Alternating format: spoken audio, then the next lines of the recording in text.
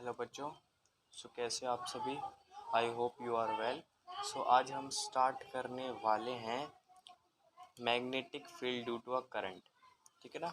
एक चैप्टर है most important. ये वेट फॉर अ मिनट, जो कि आपका है मूविंग चार्जेस एंड मैग्नेटिज्म। क्या आपका? Moving charges and magnetism. Chapter 4 है, यूनिट 3 है, मैग्नेटिक इफेक्ट ऑफ करंट का। ठीक है ना। सो फर्स्ट हम स्टार्ट करते हैं। जब हम इस चैप्टर को पढ़ते हैं तो फर्स्ट देखो, मैं अपने नोट से पढ़ा रहा हूँ, तो इसमें ये मत कहना कि सर आपने नोट से पढ़ाना स्टार्ट करा है वगैरह से स्टार्ट करा है। देखो, मैं कंसेप्ट क्लियर आपका करने वाला हूँ। सो ना, इसको इस चैप्टर से स्टार्ट करने से पहले आपको थोड़े एक्सपेरिमेंट जान लेना चाहिए। जैसे कि ये फर्स्ट आता है ओस्टेड एक्स। देखो, पहले मैं आपको ये बता देता हूँ मूविंग चार्जेस एंड मैग्नेटिज्म। देखो, आपने जब यूनिट 1 स्टार्ट करा था तो उसमें क्या था?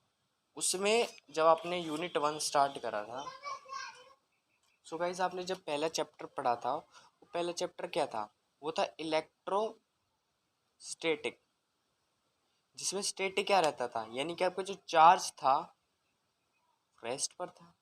ठीक है ना। जिस तरीके से मैं आपको यहाँ पर समझाना चाहूँ, जिस तरीके से मैं अपने मेन बुक पर आऊँ, ठीक है। तो पहला था इलेक्ट्रिक चार्ज, यानी कि इलेक्ट्रोस्टैटिक्स। यूनिट 1 क्या था? इलेक्ट्रोस्टैटिक्स। यानी कि स्टैटिक्स में मतलब क्या होता है? रेस्ट पर, कोई चीज़ रेस्ट पर होती है।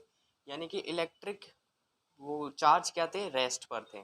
ठीक है। हमने इसके बारे में पढ़ा कि चार्ज अगर रेस्ट पर होते तो उसकी क्या वो बनती है। हमने प्रॉपर्टीज पढ़ी है, सब कुछ मैंने पढ़ाया हुआ है, चैनल पर जाकर देख लेना। फिर आया करंट, इलेक्ट्रिसिटी। अब क्या है, जब चार्ज मूव करता है तो क्या बनाता है? करंट बनाता है। वही हमने उसमें के बारे में बना, करंट इलेक्ट्रिसिटी के बारे में हमने पढ़ा। ठीक है ना। अब आते हैं हम magnetic effect of current and magnetism.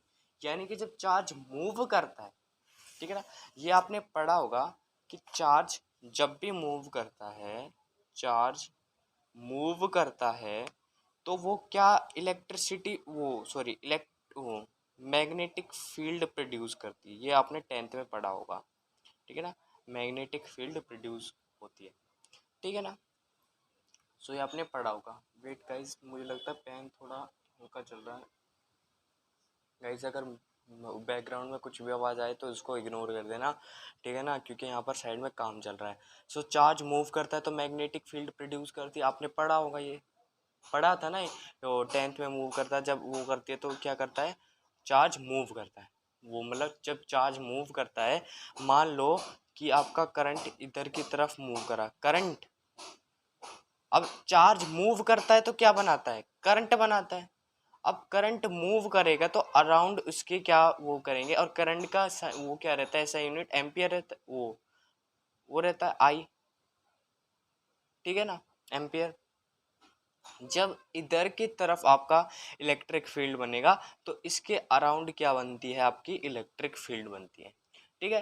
पहले के लोग जो थे, यानी कि हम कह सकते हैं 100 या 200 साल पहले, ये लोग यही सोचते थे कि जो आप वो कि करंट और इलेक्ट्रिक फील्ड, करंट और सॉरी, मैं इलेक्ट्रिक फील्ड बार बार कह रहा हूँ, मैग्नेटिक फील्ड का कोई भी रिलेशन नहीं होता। अगर गाइज बाहर बैकग्राउंड में आ रही हो तो सॉरी फॉर दिस।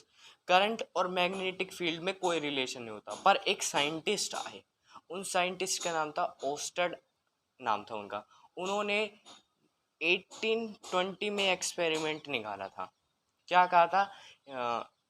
उसके बारे में हम पढ़ते हैं, बेसिक से जानते हैं कि उन्होंने क्या कहा था। फर्स्ट जो है, मैं अपने नोट से पढ़ा रहा हूँ तो देख लेना।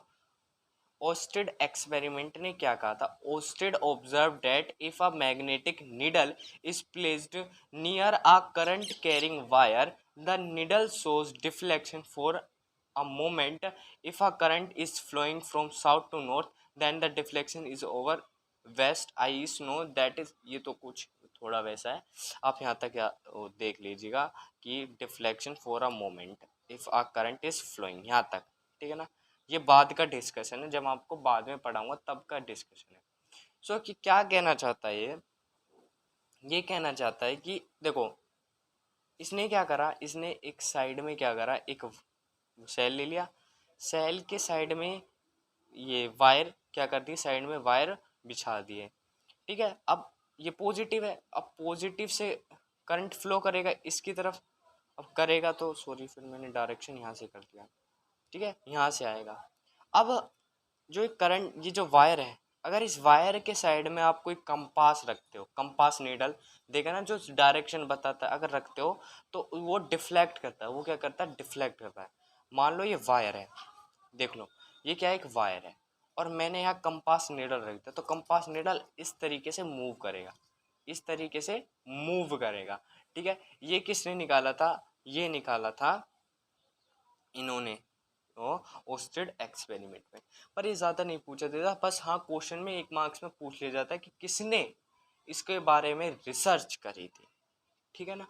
अब आगे बढ़ते हैं मैग्नेटिक फील्ड की तरफ। देखो गाइज, आपने देखा था कि कोई प्लस क्यू जो चार्ज रहता है वो क्या करता है, एक इलेक्ट्रिक फील्ड बनाता है, प्लस क्यू बाहर की तरफ एक इलेक्ट्रिक फील्ड बनाता है, ठीक है, ये आपने पढ़ा होगा, ठीक है ना। मेरे चैनल से पढ़ लिया या किसी और के चैनल से कहीं ना कहीं तो पढ़ा होगा कि प्लस क्यू बाहर की तरफ और माइनस क्यू अंदर की तरफ क्या बनाता है, डायरेक्शन बना, फील्ड बनाता है, ठीक है। अगर इनके फील्ड में कोई भी चार्ज आ जाता है, जैसे प्लस क्यू चार्ज आता है तो वो से अट्रैक्ट होता है, और माइनस क्यू आता है तो उससे रिपेल होता है। इसकी फील्ड रहती है, जैसे मान लो कोई एक डाकू ले लो या कोई चोर ले लो, डाकू ले लो, उसका एक एरिया रहता है, उसका एक फील्ड रहता है ना। ऐसे इन प्लस क्यू और माइनस क्यू का क्या रहता था, एक फील्ड रहता था जिसको हम कहते थे इलेक्ट्रिक फील्ड। क्या कहते थे, इलेक्ट्रिक फील्ड कहते थे, ठीक है। बट अब हम आते हैं कि मैग्नेट जो रहती है, एक मैग्नेट, एक बार मैग्नेट जो रहती है उसकी भी एक, मान लो नॉर्थ साउथ, तो उसकी भी एक फील्ड रहती है। ये ऐसा डायग्राम आपने देखा होगा, इसकी भी एक फील्ड रहती है। इसके डायरेक्शन में आप कोई भी वो लाते हो, जैसे आपने नेल लाए या कोई भी आयरन का कोई भी एनी मेटर लाए, तो वो क्या करता है, अट्रैक्ट करता है। सो मैग्नेटिक फील्ड का डेफिनेशन क्या होता है, the space around the current carrying conductor up to which it can attract magnetic field. हम करंट के बारे में पढ़ रहे तो हम ये कहेंगे कि the space around the current, यानी कि जहाँ करंट फ्लो कर रहा है, क्या, जहाँ करंट फ्लो कर रहा है ना, उसके अराउंड या उसके स्पेस के अराउंड, डेट इज, समझ लो यहाँ पर करंट फ्लो कर रहा है, ठीक है, करंट फ्लो कर रहा है, तो इसके अराउंड क्या बनती है, मैग्नेटिक फील्ड बनती है, ठीक है। वही कह रहा है, the space around the current carrying conductor up to which it can be attract magnetic material. और यहाँ के साइड में आप कुछ भी रख दोगे ना, कुछ भी, वो किसका, मैग्नेटिक का मटेरियल, वो उसको अट्रैक्ट कर लेगा। जिसकी जो साइंटिस्ट था उसने नीडल को करा तो नीडल अट्रैक्ट होने लगी। अब जो नीडल रहती है वो किससे रहती है, वो एक तरह की, वो जो कंपास रहता है वो हमारा, वो किससे बनता है, वो मैग्नेट से तो बनता है ना। सिंपल सी बात ये कही है कि मान लो अगर वायर चल रही है, ठीक है, वायर है, तो इसने यही कहा है the space around the current, ठीक है, द स्पेस, ये क्या है, स्पेस है, अराउंड द करंट, करंट के अराउंड, कैरिंग कंडक्टर, ठीक है ना। किस, ये जो करंट वो रहता है मैग्नेटिक फील्ड, वो किस में रहता है, कंडक्टर में। इंसुलेटर में कभी देखा है कंडक्टर बनते हुए, नहीं देखा ना। Conductor up to which it can be attract a magnetic material, कोई भी मैग्नेटिक का मटेरियल हो, कोई भी मैग्नेटिक का मटेरियल, वो उसको क्या करता है, अट्रैक्ट करता है। इतना आपने पढ़ा होगा, ये गाइस बेसिक है, 10th का बेसिक है, ठीक है ना, जो, ठीक है ना। अब बात करते हैं इसकी एसआई यूनिट। तो एसआई यूनिट इसकी रहती है टेस्ला, सीजीएस यूनिट रहती है गोस, ठीक है, और 1 टेस्ला किसके रहता है, 10⁴ गोस के, ठीक है, सिंपल सी बात है, ठीक है ना। आगे पढ़ते हैं अब डायमेंशन ऑफ मैग्नेटिक फील्ड। अब देखो, वैसे आपको मैं बता दूं कि वैसे तो मैं आगे से आगे पढ़ाऊंगा, पर थोड़ी देर के लिए बता देता हूँ। जो आपका वो रहता है ना, एफ एम, एफ एम के, इसका मतलब क्या है, फोर्स ऑफ मैग्नेट, क्या है, फोर्स ऑफ मैग्नेट।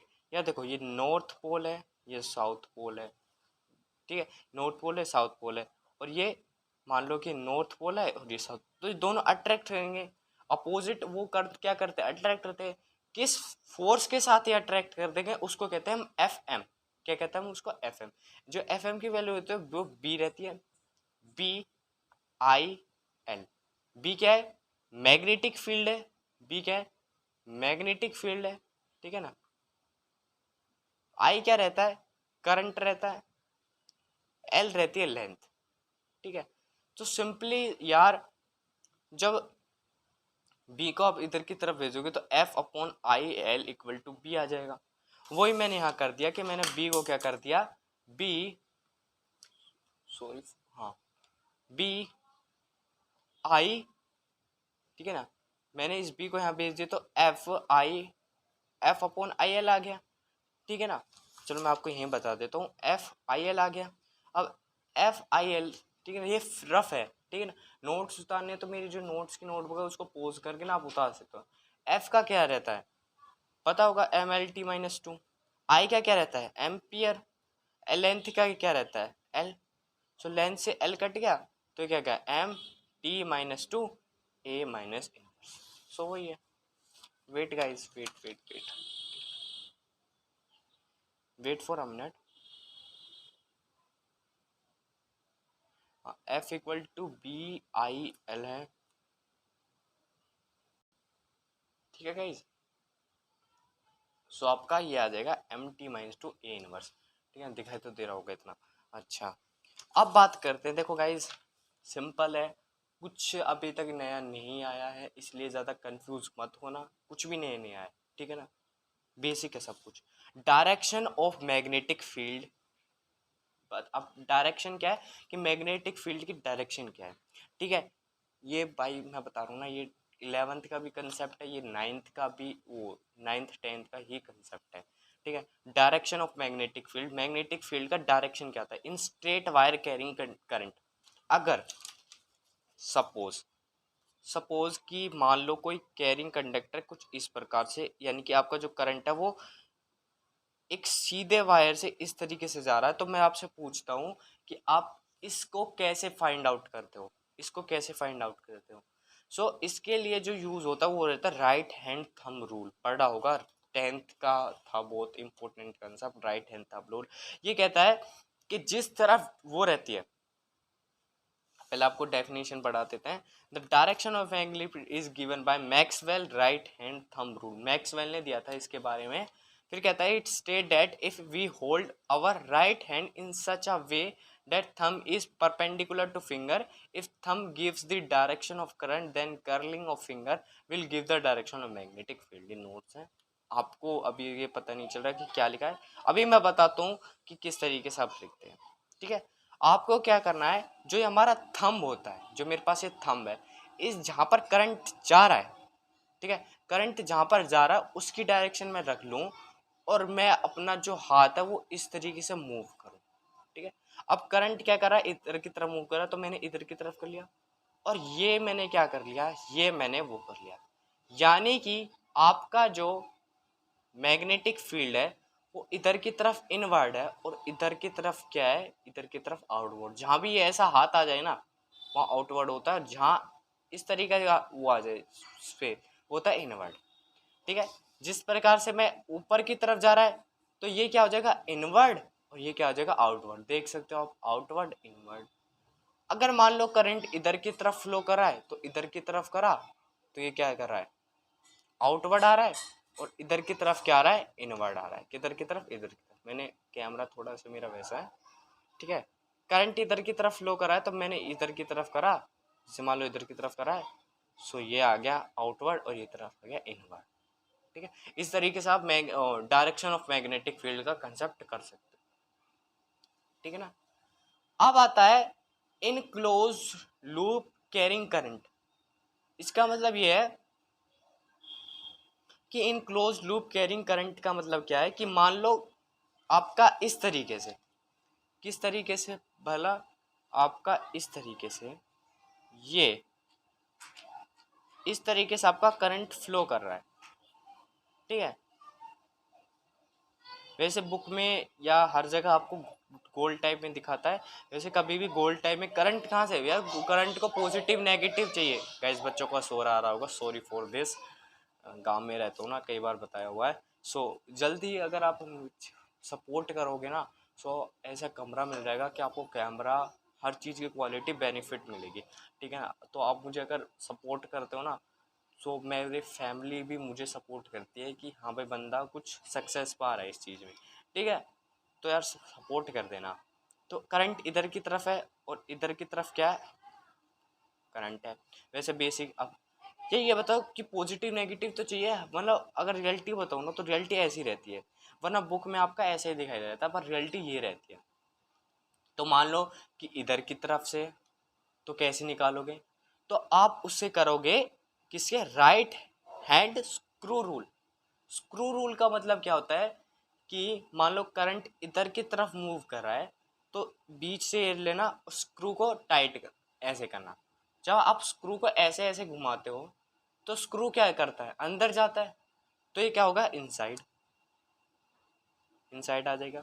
और मान लो करंट उल्टी डायरेक्शन में है, जैसे मान लो करंट दूसरा जो है वो इधर की डायरेक्शन में है, ठीक है ना, इधर की डायरेक्शन में, तो बीच में पॉइंट लो और स्क्रू को उसी डायरेक्शन में घुमाने लगो।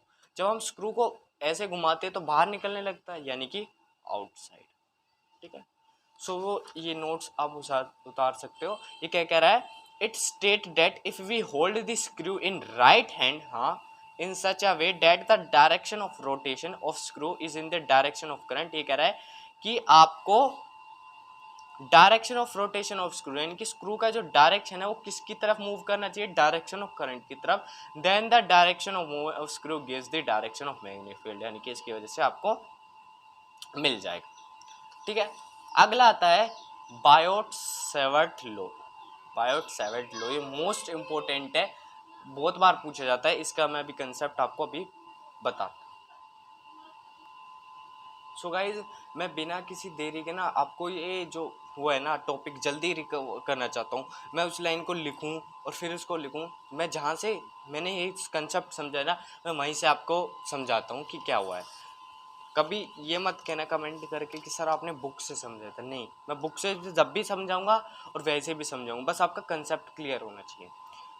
बायोट सेवर्ट लॉ, मुझे बोलना नहीं आ रहा, ठीक है ना, तो करना है। ये क्या कहता है, देखो इट, देखो आपका थोड़ा सा मैं देखता हूँ कि हाँ दिखाई दे रहा होगा गाइस, बैकग्राउंड में बेकार आवाज़ आ रही होगी, सॉरी फॉर दिस। ये कहता है it state that the magnetic field due to a small current element at any point is directly proportional to current element IDL sine of angle theta is inversely proportional to square of. देखो guys अगर आपको ये derivation most important लगती है, मैं थोड़ा इसको zoom in करता हूँ,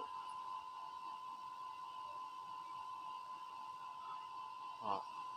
सो अगर आपको डेरिवेशन, पहले तो आप यहाँ तक उतार सकते हो, ठीक है, नोट्स बना रहे हो तो यहाँ तक उतार सकते हो, फिर मैं आपको बताऊंगा कि क्या कह रहा है, ठीक है। अब बुक को रखते हैं साइड में, अब मैं आपको समझाता हूँ इसका असली मीनिंग है। बायोट बायोट सेवर्ट लॉ क्या कहता है, वो सिंपली ये कहता है कि जो हमारा डीबी रहता है, देखो मान लो बायो सेवर्ट लॉ क्या रहता है कि मान लो आपका ये क्या है, एक वायर है, ये क्या है, इनफाइनाइटली है, क्या है, इनफाइनाइटली, क्या है, इनफाइनाइटली है, ठीक है।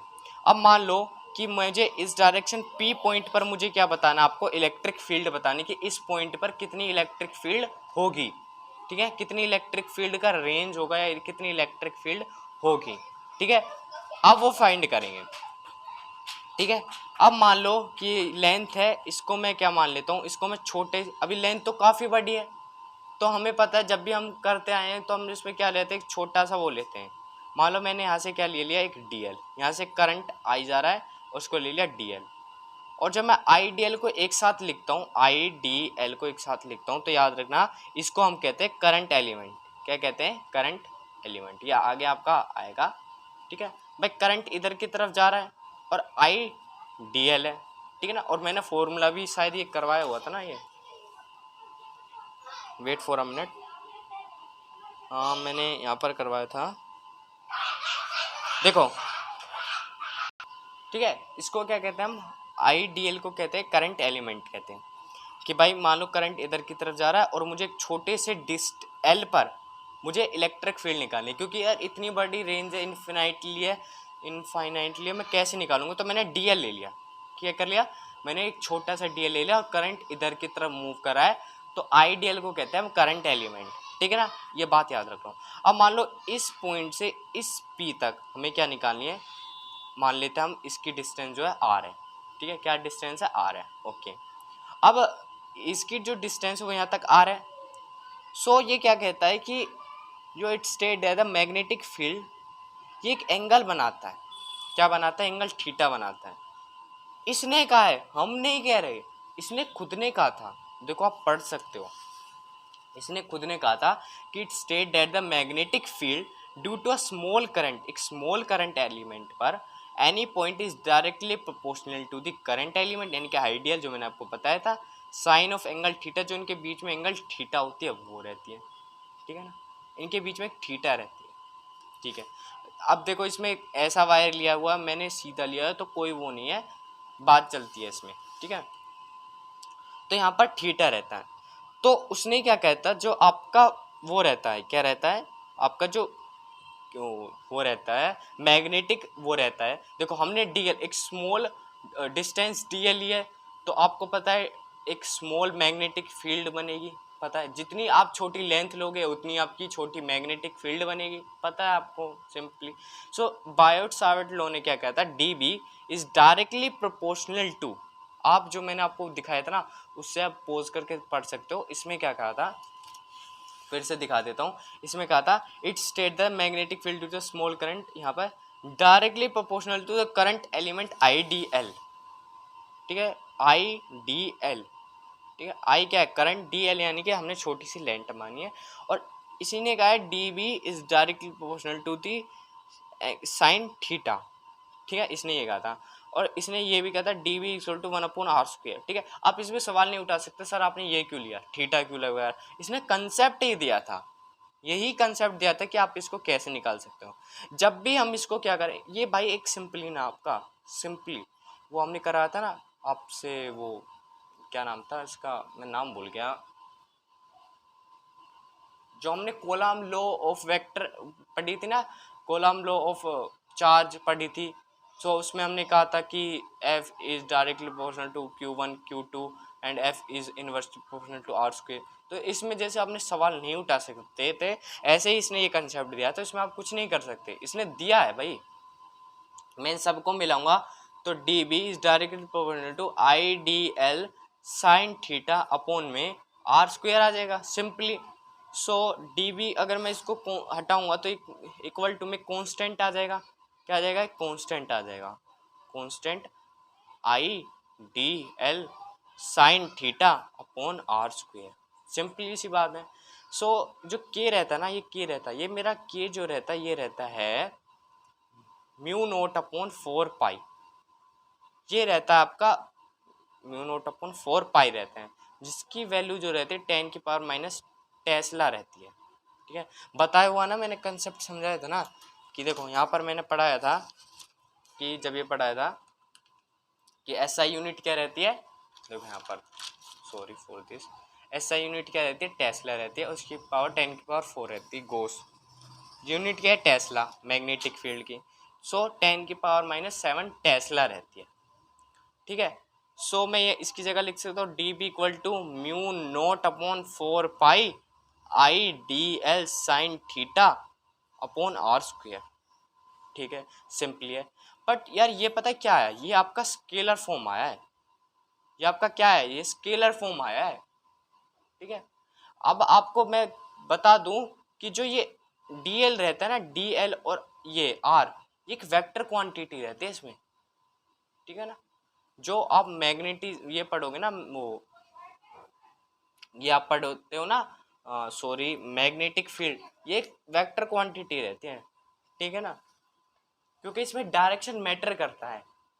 अब ये जो मेरे आई है ये स्केलर क्वांटिटी आई है, ठीक है ना, स्केलर क्वांटिटी है। देखो यार, देखो आप खुद देख सकते हो, dl इधर की तरफ जा रहा है, r इधर की तरफ जा रहा है, करंट इधर की तरफ जा रहा है, इन सब का एक फिक्स डायरेक्शन है। अगर डायरेक्शन नहीं होगा तो ये कुछ भी नहीं है फिर तो ये क्या एक वेक्टर क्वांटिटी है, तो लिख भी लेना कि this is a vector quantity. पर जो ये मेरा आई ना, ये मेरी स्केलर क्वांटिटी आई है, क्या ये मेरी स्केलर क्वांटिटी आई है, ठीक है। अगर मुझे वेक्टर फॉर्म में लिखना होगा तो कैसे लिखूंगा मैं? तो आप लिख सकते हो, wait for a minute.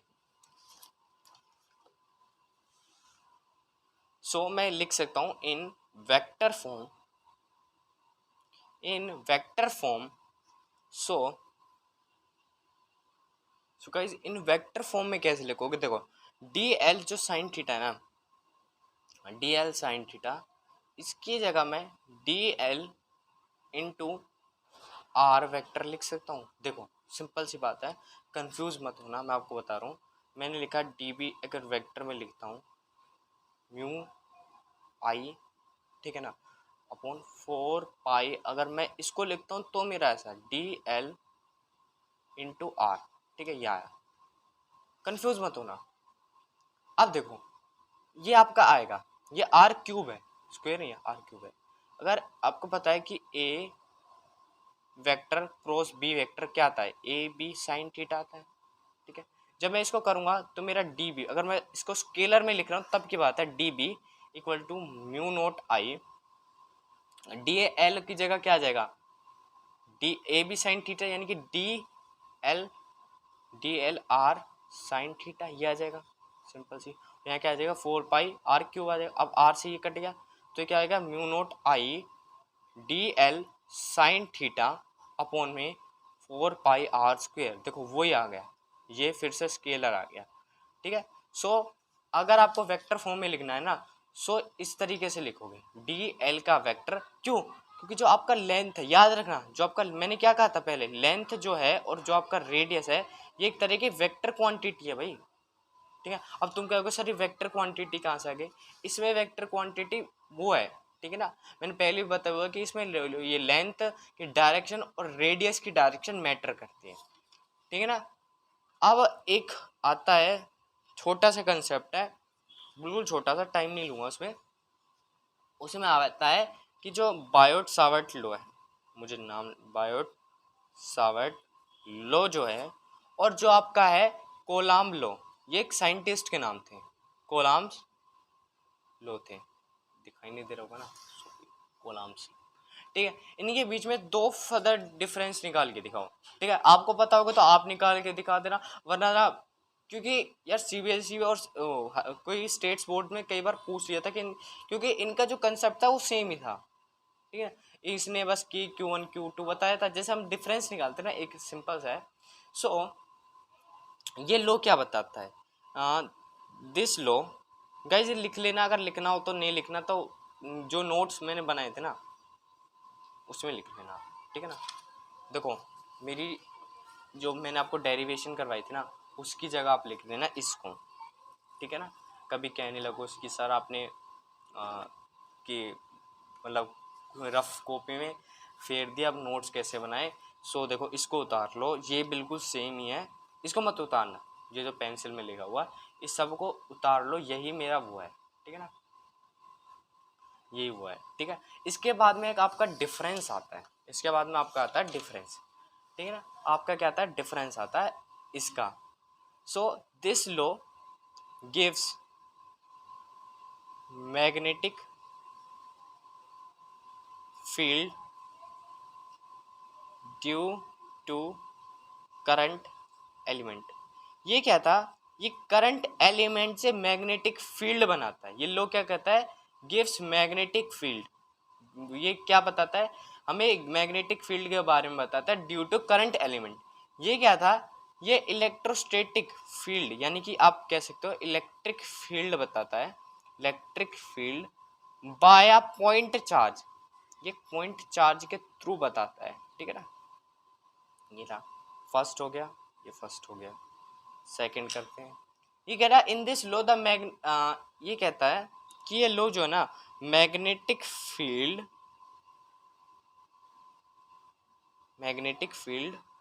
Occurs due to motion, ठीक है, थोड़ा सा स्पेस ले रहा हूँ, मोशन ऑफ इलेक्ट्रिक चार्ज, ठीक है, इलेक्ट्रिक चार्ज, ठीक है ना। ये कह रहा था मैग्नेटिक फील्ड जो है ना, occurs due to motion of electric charge, यानी कि इलेक्ट्रिक चार्ज के मोशन से आपका मैग्नेटिक फील्ड बनता है, ठीक है। और ये क्या है, ये इलेक्ट्रिक फील्ड जो रहती है ना, इलेक्ट्रिक फील्ड रहती है, ये ड्यू टू स्टेशनरी वो बनाती है, ड्यू टू स्टेशनरी चार्ज, यानी कि रेस्ट पर बना हुआ charge, due to stationary charge. Sorry guys, आपको इसमें वो करना पड़ा, ठीक है ना। ये देखो, ये ना कम से कम 1 मार्क्स में या 2 मार्क्स में पूछी जाती थी और कई बार रिपीट भी हो रही थी। जैसे कि आपको बताऊं तो सीबीएसई 2019 में पूछा गया था एक बार, ठीक है। आपको बता दूं सीबीएसई 2019 में पूछा गया था, इसलिए मैंने बता दिया था, वरना ज़्यादा इंपॉर्टेंट ही है नहीं, पर पता होना चाहिए यार, पता होना चाहिए। ये क्या है, ये मैग्नेटिक फील्ड जो है करंट एलिमेंट यानी कि करंट के थ्रू बनती है, और ये मोशन बनती है तब इलेक्ट्रिक फील्ड बनती है। ये क्या रहता है, ये चार्ज के रेस्ट पर इलेक्ट्रिक फील्ड बनाता है, ठीक है। सो यहाँ तक अभी तक इतना ही, और इसके आगे बाद में आपको करवाऊंगा एक मोस्ट इम्पोर्टेंट हुआ है बाइट साइट लोड के बाद में बताऊंगा मैं आपको। अगला कंसेप्ट जो है वो है एप्लीकेशन ऑफ बाइट साइट लो, जो कि मोस्ट इम्पोर्टेंट है, इसके एप्लीकेशन बहुत बार आते हैं। So guys, thank you for watching, thank you.